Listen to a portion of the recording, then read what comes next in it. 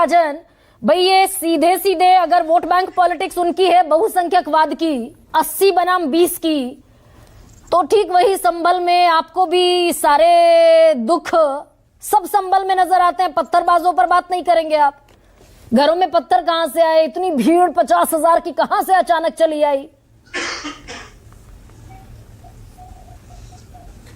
देखिए गरिमा जी, हम समाजवादी लोग हैं, हम सब विषय पर बात करना चाहते हैं। हम पत्थरबाजों के भी पक्ष में नहीं हैं, हम गोली चलाने के भी पक्ष में नहीं हैं, हम किसी के घर पे चढ़ करके उसका धार्मिक झंडा तोड़ करके फेंकने के भी पक्ष में नहीं हैं। हम पक्ष में हैं संविधान के। हम किसी को मान सकते हैं, किसी देवी देवता को मान सकते हैं, अपने धर्म को मान सकते हैं, लेकिन ये देश हमारे देवी देवता और हमारे धर्म से नहीं चलेगा। देश तो संविधान से चलेगा, जिसकी बहस पिछले दिनों से लोकसभा में भी हो रही है और टीवी डिबेट में भी हो रही है। आपने जब अपनी डिबेट शुरुआत की तो भारतीय जनता पार्टी से संविधान के बारे में बड़ी लंबी चर्चा कर दी और उन विचारों से चर्चा की है जिनके महापुरुष संविधान के पक्ष में ही नहीं थे। क्या इतिहास झुटलाया जा सकता है? जो हिंदू महासभा थी वो संविधान के पक्ष में नहीं थी, आरएसएस कभी संविधान के पक्ष में नहीं थी। तो भारतीय जनता पार्टी वाले लोग ये कहां से निकले? नागपुर की शाखा से निकले हुए सामंती सोच के लोग हैं। इनसे आप संविधान की बात करेंगे, इनसे आप गरीब की बात करेंगे, इनसे पिछड़े दलित मुसलमान और महिला की बात करेंगे? तो ये कभी बात नहीं करेंगे। एक दूसरी बात मैं बड़ी जिम्मेदारी के साथ कह सकता हूं कि आजादी के बाद जब इस देश में संविधान लागू हुआ तो इस देश की 90% आबादी को संविधान ने वो सारा सम्मान दिया है जो इस देश के देवी देवता, मंदिर, मस्जिद, दरगाह कभी नहीं दे पाए।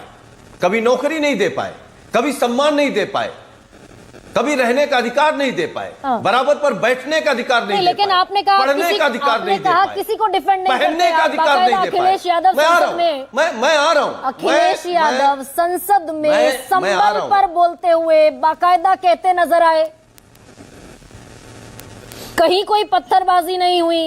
ये तो संसद में स्टेटमेंट है। मैं संविधान की पूरी बात कह लूं, आ रहा हूं, कहिए ना। देखिए, संविधान हमारे लिए बहुत महत्वपूर्ण है और संविधान इसलिए महत्वपूर्ण है, हम लोग उस वर्ग से आते हैं या इस देश का 90% वर्ग उस वर्ग से आता है जिनको शोषित, वंचित रखा गया, पीड़ित रखा गया, अछूत रखा गया। आज भी मैं मानता हूं इस देश में पूर्ण रूप से संविधान नहीं लागू है। अगर पूर्ण रूप से संविधान लागू होता तो पिछड़ा, दलित, अल्पसंख्यक का कोई नेता, अधिकारी या राष्ट्रपति पद पर बैठा व्यक्ति मंदिर नहीं जा सकता है। और जिनके साथ आप खड़े हैं, मंदिर धुलवा देंगे, जिनके साथ ये सारा ब्लेम 10 साल की सरकार पर तो सुनील सिंह साजन नहीं डाल सकते। जिनके साथ खड़े हैं 55 साल उनका राज रहा। मैं आ रहा हूँ, संविधान को लागू करने की जिम्मेदारी उनकी थी। तो अभी मैं तो संविधान की बात कर रहा हूँ। अभी मैंने तो बीजेपी और कांग्रेस की बात ही नहीं की। हम तो उस विचारधारा की बात कर रहे हैं जो पिछड़े, दलित, अल्पसंख्यक या महिला या आदिवासी विरोधी हैं। वो कौन लोग हैं? जो भी रहा हो, हम उसके खिलाफ खड़े हुए।